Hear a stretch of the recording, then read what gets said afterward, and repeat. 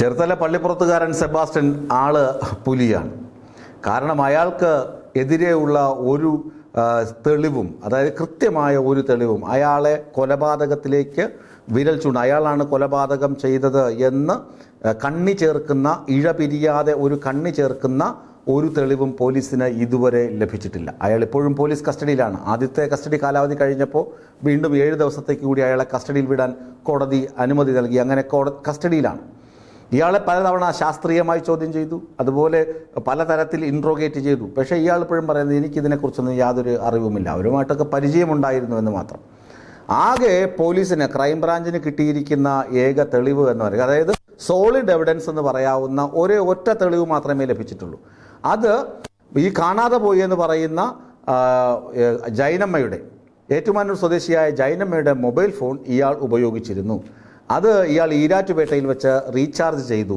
അതിൻ്റെ CCTV ദൃശ്യങ്ങളും തെളിവുകളും പോലീസിൻ്റെ കയ്യിലുണ്ട്. ഒരു സ്ത്രീയുടെ തിരോധാന കാണാനില്ല എന്ന പരാതിയിൽ പറയപ്പെടുന്ന ഒരു സ്ത്രീയുടെ മൊബൈൽ ഫോൺ ഇയാളുടെ കൈവശം കണ്ടെത്തിയിട്ടുണ്ട്. അതിന് ഇയാൾ റീചാർജ് ചെയ്തിട്ടുണ്ട്. അതുമാത്രമാണ് ഏക തെളിവ്. മറ്റ് ഒരു തെളിവുകൾ എന്ന് പറയാൻ ഇയാളുമായി ബന്ധിപ്പിക്കാൻ പറ്റുന്ന തെളിവുകളില്ല. ജൈനമ്മയുടെ മൊബൈൽ ഫോണിൻ്റെ അവസാന ലൊക്കേഷൻ പള്ളിപ്പുറമായിരുന്നു. ഇയാളുടെ വീടല്ല, വീടിൻ്റെ അടുക്കളയുമല്ല. അതുപോലെ തിരോധാനത്തിന് ഇരയാക്കപ്പെട്ട അല്ലെങ്കിൽ കാണാതെ പോയ ബിന്ദു പത്മനാഭനുമായി സെബാസ്റ്റ്യന് അടുപ്പമുണ്ടായിരുന്നു.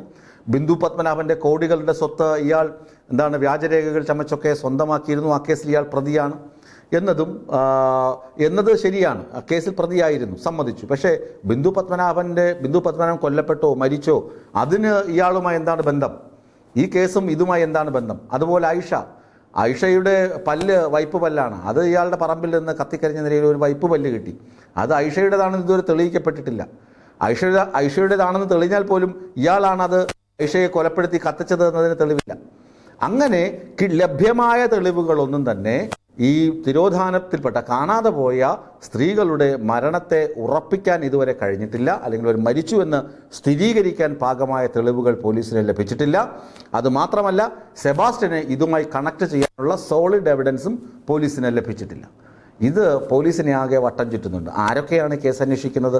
കോട്ടയം ജില്ലാ ക്രൈംബ്രാഞ്ച്, ആലപ്പുഴ ജില്ലാ ക്രൈംബ്രാഞ്ച്, സംസ്ഥാന ക്രൈംബ്രാഞ്ച്. അങ്ങനെ നമ്മുടെ കേരളത്തിലെ പ്രധാനപ്പെട്ട അന്വേഷണ ഏജൻസിയായ ക്രൈംബ്രാഞ്ചാണ് ഈ കേസുകൾ അന്വേഷിക്കുന്നത്, തിരോധാന കേസ് അന്വേഷിക്കുന്നത്. ഇതുവരെ സോളിഡ് എവിഡൻസ് ഇല്ല. ഇത് വലിയ ചോദ്യമാണ്. നമ്മുടെ പോലീസ് സേനയെ ഈ സെബാസ്റ്റ്യൻ പല്ലിളിച്ച് കാണിച്ച് വെല്ലുവിളിക്കുകയാണ് ചെയ്യുന്നത്. എന്താണ് പോലീസിൽ നിന്ന് അവിടെ നിന്ന് ലഭിച്ച സംഭവങ്ങൾ? ഈ സാഹചര്യം എന്തായിരുന്നു? ഇത് പല ആവർത്തി നിങ്ങൾ കേട്ടിട്ടുണ്ടാകാം. ജൈനമ്മ എന്ന സ്ത്രീയെ കാണാനില്ലെന്ന പരാതിയെ തുടർന്ന് കോട്ടയം ക്രൈംബ്രാഞ്ച് അന്വേഷണവുമായി പള്ളിപ്പുറത്ത് ഇയാളുടെ വീട്ടുപരിസരത്തെത്തുന്നു. അവിടെ കുഴിച്ചു നോക്കുന്നു. അവിടെ നിന്ന് കത്തിക്കരിഞ്ഞ നിലയിലുള്ള ഒരു മൃതദേഹാവശിഷ്ടം കിട്ടുന്നു. അത് മനുഷ്യ ശരീരമാണെന്ന് സ്ഥിരീകരിക്കുന്നു. അവിടെ നിന്ന് ലഭിച്ച ശരീരാവശിഷ്ടങ്ങൾ ജൈനമ്മയുടേത് അല്ല എന്നും പറയുന്നു. DNA പരിശോധനയുടെ ഫലമൊക്കെ ഇനിയും വരാനിരിക്കുന്നു. അതിൻ്റെ ഡീറ്റെയിൽഡ് റിപ്പോർട്ടൊക്കെ ഇനിയും ലഭിക്കാനിരിക്കുന്നു. ഇത് പ്രാഥമിക പരിശോധനയിൽ ഇത് ജൈനമ്മയുടേതല്ല, ഇത് 6 വർഷം മുമ്പ് മരിച്ചുപോയ ഏതോ ഒരു വ്യക്തിയുടേതാണ് എന്ന് ആണ് റിപ്പോർട്ടുകൾ. എന്നിട്ട് പോലീസ് പറയുന്നത് ഇയാൾ ഈ സീരിയൽ കില്ലറാണ്. ഇയാൾ 6 വർഷം കൂടുമ്പോഴാണ് ഇയാൾ ഇരകളെ വേട്ടയാടുന്നത്. 6 വർഷത്തെ ഇടവേളകളിലാണ് ഈ സംഭവങ്ങൾ നടന്നിട്ടുള്ളത്. അതുമാത്രമല്ല, ഇയാളുടെ സുഹൃത്ത് റോസമ്മ പറയുന്നത് എന്താണ്? റോസമ്മയും ഇയാളും തമ്മിൽ ഇല്ലീഗൽ റിലേഷൻ ഉണ്ടായിരുന്നു എന്ന് പോലീസ് സ്ഥാപിച്ചു. അതുപോലെ റോസമ്മ, അതുപോലെ അടുപ്പമുള്ള മറ്റ് 2 സ്ത്രീകൾ, ഇവരുമായിട്ടൊക്കെ ഈ സെബാസ്റ്റ്യന് ഇല്ലീഗൽ റിലേഷൻ ഉണ്ടായിരുന്നു. റോസമ്മ പറയുന്നത് എന്താണ്?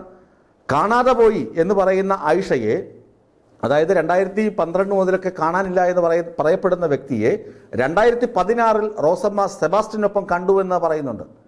അത് വലിയ ഒരു ചോദ്യചിഹ്നമാണ്. അപ്പോൾ ഈ കാലയളവിൽ മരിച്ചു അല്ലെങ്കിൽ കൊല്ലപ്പെട്ടു എന്ന് കരുതപ്പെടുന്ന വ്യക്തി 2016 എങ്ങനെ സെബാസ്റ്റ്യനൊപ്പം കാണപ്പെടും? അത് റോസമ്മ മൊഴി കൊടുക്കുകയാണ്. അങ്ങനെ ഇപ്പോൾ സംശയനിഴലിലുള്ളത് സെബാസ്റ്റ്യൻ മാത്രമല്ല, സെബാസ്റ്റ്യൻ്റെ സൗഹൃദ വലയത്തിലുണ്ടായിരുന്ന സ്ത്രീകളും അതുപോലെ സെബാസ്റ്റ്യൻ്റെ ഒരു സഹോദരൻ്റെ വീട്ടുവളപ്പും സംശയത്തിന് നിഴലിലാണ്. റോസമ്മയുടെ വീട്ടുവളപ്പിലെ കോഴിപ്പുര പോലീസ് പരിശോധിച്ചു, ഒന്നും ലഭിച്ചില്ല. ഇനി വേണമെങ്കിൽ തറ ഇളക്കി പരിശോധിക്കാമെന്നാണ് പോലീസ് പറയുന്നത്. അത്യാധുനിക സംവിധാനം, പെനിട്രേഷൻ റഡാർ, അതായത് ഭൂമിക്കടിയിൽ ഒരു 10 അടിയോളം 10 മീറ്ററോളം ആഴത്തിൽ പോയി എന്തെങ്കിലും അസ്വാഭാവിക വസ്തുക്കളുണ്ടോ എന്ന് കണ്ടെത്താൻ പറ്റുന്ന സാങ്കേതിക സംവിധാനം ഉപയോഗിച്ച് പരിശോധിച്ചു. ഇവിടെ കുഴി എന്നൊക്കെ ആ ഉപകരണം പറഞ്ഞു, ബീപ്പ് സൗണ്ട് കേൾപ്പിച്ചു, അവിടെയൊക്കെ കുഴിച്ചു, ഒരു പണ്ടാരവും കിട്ടിയില്ല. പിന്നെ കുളം വറ്റിച്ച് പരിശോധിച്ചപ്പോൾ ഷോളും സാരിയുടെ തുമ്പും ഒരു ഹാൻഡ് ബാഗും ഒക്കെ കിട്ടി. പിന്നെ വാച്ചും കിട്ടി, ലേഡീസ് വാച്ച്, ഒരു വാച്ചും കിട്ടി. കത്തിക്കരിഞ്ഞ നിലയിലാണ് ഈ വാച്ചൊക്കെ. മൊബൈൽ ഫോൺ ചിലത് ഒന്ന് കത്തിക്കരിഞ്ഞ നിലയിലാണ് കിട്ടിയത്. അപ്പോൾ ഇതൊക്കെ എന്താണ്, ആരുടേതാണ് എന്നൊന്നും പോലീസിന് ഇതുവരെ തെളിയിക്കാൻ കഴിഞ്ഞില്ല. എത്ര ദിവസമായി? ഏകദേശം 1 മാസമായി പോലീസ് ഈ വാർത്തകൾ പുറത്തു വന്നിട്ട്. 1 മാസമായി വാർത്ത പുറത്തു വന്നത്. അത് മുന്നേ തന്നെ പരാതി പോലീസിന് ലഭിച്ചിട്ടുണ്ട്.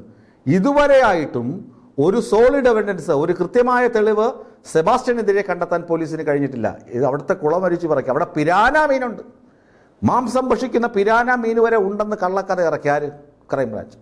അതുകൊണ്ട് എല്ലാം കഴിച്ചു തീർത്തിരിക്കാമെന്നൊക്കെയാണ് പറയുന്നത്. ഒരു കഥയുണ്ട്, ഞാനിപ്പോൾ സമയക്കുറവ് കൊണ്ട് ആ കഥ പറയുന്നില്ല. മുമ്പ് ഒരു മത്തങ്ങക്കറി, അത് ഒരു ആടിൻ്റെ എല്ലുകൊണ്ട് ഒരു സ്ത്രീ ഒരു പുരുഷനെ അടിച്ചു കൊല്ലുകയും പിന്നീട് ആട്ടിറച്ചിക്കറി അയാളുടെ ബന്ധുക്കൾക്ക് തന്നെ വെച്ച് പോലീസ് ഓഫീസർമാർക്ക് തന്നെ വെച്ച് കൊടുക്കുകയും ചെയ്ത് തെളിവ് നശിപ്പിച്ച ഒരു കഥയുണ്ട്. ആ കഥയൊന്നും ഞാനിപ്പോൾ വിശദമായി പറയുന്നില്ല. അതുപോലെ ഇവിടെ തെളിവുകളില്ല. പിരാന മീനിനെ ഇട്ട് കൊടുത്തു, എന്നിട്ട് പിരാന മീനിനെ നാട്ടുകാർ പിടികൂടി കറി വെച്ച് കഴിക്കുകയും ചെയ്തു. തെളിവുകളൊന്നുമില്ല. ഇപ്പോൾ പറയുന്നത് അവിടെ ഒരു കിണറുണ്ട്, കിണർ ഉപയോഗശൂന്യമായ മൂടപ്പെട്ട ഒരു കിണറുണ്ടെന്ന് പോലീസിന് തെളിവ് ലഭിച്ചു, അറിഞ്ഞു. ഇനിയിപ്പോൾ ആ കിണർ കുത്തിത്തോണ്ടുകയാണെന്ന്. കിണർ കുത്തിത്തോണ്ടി അതിനകത്ത് എന്തെങ്കിലും ഉണ്ടോ എന്ന്. പക്ഷേ അപ്പോഴും സെബാസ്റ്റ്യൻ കല്ലുപോലെ ഉറച്ചു നിന്ന് പരിഹസിക്കുകയാണ്. ഇത് നമ്മുടെ കാര്യം, നമ്മുടെ പിള്ളേരാനടെ എന്നൊക്കെ പറഞ്ഞ് ഇങ്ങനെ ലാവിഷായി നിൽക്കുകയാണ്. അപ്പോൾ സെബാസ്റ്റ്യൻ അറിയാം, പോലീസുകാർ എത്ര കുത്തിത്തോണ്ടിയാലും ഒന്നും കിട്ടാൻ പോകുന്നില്ല, ഒരു തെളിവും ലഭിക്കാൻ പോകുന്നില്ല. അവിടെ ആളുകൾ ഇത് ധർമ്മസ്ഥലമാണ്, ഇത് ഇലന്തൂർ പോലുള്ള വലിയ ദുരാചാര സംഭവമാണ് നടന്നത്, മാസ് മർഡറാണ് നടന്നത് എന്നൊക്കെ, സീരിയൽ കില്ലറാണ് ഇയാളെന്നൊക്കെ, ഇയാൾ സൈക്കോ ആണെന്നൊക്കെ പറയുമ്പോൾ അയാൾ പല്ലിളിച്ച് ചിരിച്ചുകൊണ്ട് നിൽക്കുകയാണ്. അയാളുടെ ഭാര്യ പറയുന്നു അയാൾ ക്രൂരനെയല്ല. ഭാര്യ സുബി പറയുന്നത് അയാളുടെ സ്വത്തുക്കൾ പോലും എൻ്റെയും മകൻ്റെയും പേരിൽ എഴുതി വെച്ചിരിക്കുകയാണ്. അയാൾ വളരെ വൈകി കല്യാണം കഴിച്ച ആളാണ്. 10ാം ക്ലാസ് വിദ്യാഭ്യാസവും വണ്ടി ഓടിക്കാനും വണ്ടി ക്ലീനറായി മാത്രം പോയിരുന്ന സെബാസ്റ്റ്യൻ വസ്തു ഇടനിലക്കാരനും വാഹന തരവനുമൊക്കെ ആയപ്പോൾ കോടീശ്വരനായി. എത്രയോ ഏക്കർ സ്ഥലത്തിൻ്റെ ഉടമ. 17ാം വയസ്സിൽ ബന്ധുക്കൾക്ക് വിഷം കൊടുത്തു കൊല്ലാനൊക്കെ സെബാസ്റ്റ്യൻ ഇപ്പോഴും കല്ലുപോലെ ചിരിച്ചുകൊണ്ട് നിൽക്കുകയാണ്. പോലീസെ, നീയൊക്കെ കുറേ കഷ്ടപ്പെടും എന്നെ ഞാൻ പ്രതിയാണെന്ന് തെളിയിക്കാൻ എന്ന് പോലീസിനെ നോക്കി വെല്ലുവിളിക്കുകയാണ്. ഇത് ഒരു അന്തവും കുന്തവും ഇല്ലാതെ നീണ്ടുപോവുകയാണ് ഈ ചേർത്തല പള്ളിപ്പുറം സെബാസ്റ്റ്യൻ്റെ സീരിയൽ കില്ലിംഗ് കഥ, അല്ലെങ്കിൽ മാസ് മർഡർ കഥ എന്ന് പറയാതിരിക്കാൻ വയ്യ. പോലീസ് ഇതിന് പരിസമാപ്തി ഉടനെ ഉണ്ടാക്കുമെന്ന് നമുക്ക് പ്രതീക്ഷിക്കാം.